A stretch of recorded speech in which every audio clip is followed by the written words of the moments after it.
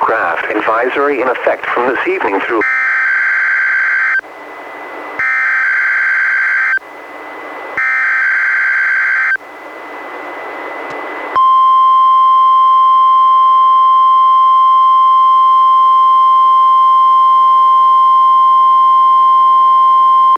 This is the National Weather Service office in Portland, Oregon.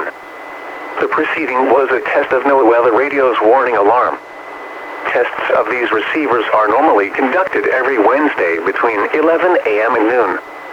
If there is a threat of severe weather on the day of the test, it will be postponed until the following week.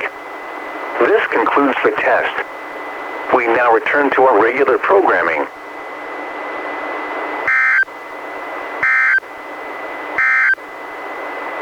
Coastal marine forecast for the waters from Cape Shoalwater, Washington to Florence, Oregon and westward 60 nautical miles